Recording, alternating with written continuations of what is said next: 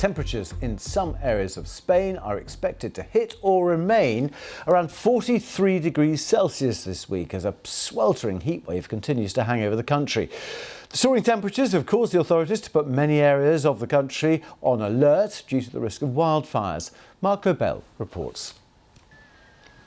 As fun as hot temperatures can be for some, many are grappling with how to cope with Spain's earliest heatwave in more than 40 years.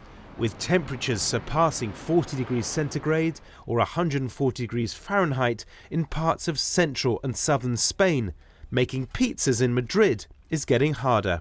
To me, this goes beyond heat. The heat is really, really strong, and sometimes we struggle to breathe. And for construction workers like Paul, it may soon change how they work. There's too much heat, so we are drinking water all the time. We don't know how we are going to deal with it. It is what it is. We'll cope with it, but I think that it's going to get hotter. Next month for sure we'll start at 8 and stop at 3. A cloud of hot air from North Africa has sent temperatures soaring. Ici, on voit l'axe de haute pression entre le Maroc et la France.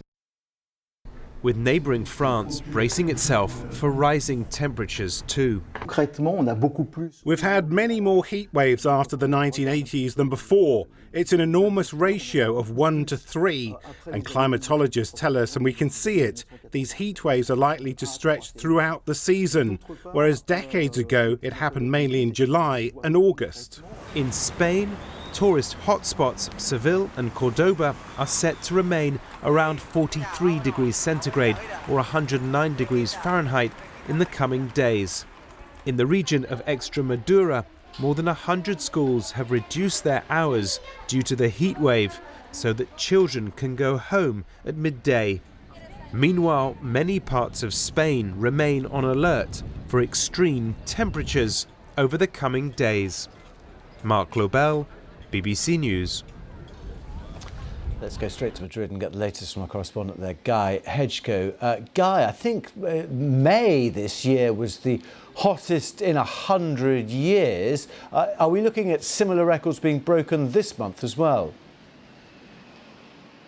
Well, it certainly looks like that's a possibility. We're told that so far this heat wave that we've been seeing over the last few days is the hottest in June for 20 years. It's the earliest June heat wave that Spain has seen since 1981. So already there are some records being broken there. We're expecting the heat wave to last right through until the end of the week. So it's quite possible that more records could be broken. I mean, where I am in Madrid right now, it's around 35 degrees. So it's relatively cool compared to those areas down in the south, like Cordoba, other areas in Castilla-La Mancha, which are going to see temperatures up in the low 40s later today.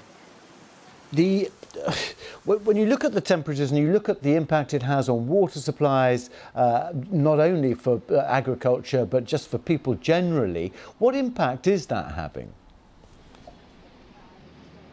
Well, it's one of many concerns that have been growing over recent years as we've seen the summer start earlier and earlier. You know, the summer doesn't start officially until, for a week's time, the last week of June.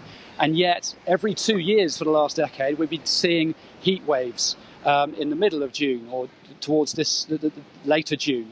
And that raises these concerns about water supply for farmers, people in the countryside, and obviously the risk of wildfires. There's been a huge wildfire down on the Costa del Sol, which has burned up 3,500 hectares over the last few days. Now, Spain is used to dealing with those issues, whether it's lack of water or wildfires, because it's used to high temperatures and a dry climate, but it's not used to dealing with those things as early as this. I think that's the real challenge here, that the authorities have to look at, start using resources, start mobilising firefighters, start dealing with issues like lack of water earlier and earlier, and those shortages or problems will last longer and longer as the summer goes on and on. And how is this driving the climate change debate in Spain and persuading people to change their lifestyles? Well, we know that the short-term reason for this, as we heard there, for this heat wave is that hot air pushing up from North Africa. But inevitably, people, when there's a heat wave like this, they start talking about climate change and they start looking at the patterns that we're seeing, the longer summers, the earlier summers. So there is a debate. Whenever something like this happens, people start talking about it. You hear people out in the street talking about it. You see it in the media as well. What we haven't seen so far is a major political debate about this. I think climate change is one of those issues which, to a certain extent, does divide the parties on the left and the right. They find it difficult to agree on most issues, and that's one of the ones they also find difficulty in agreeing upon. But it's certainly something people out on the street are talking about more and more. Guy Hedgecoe in a 35-degree Madrid. Thank you very much indeed.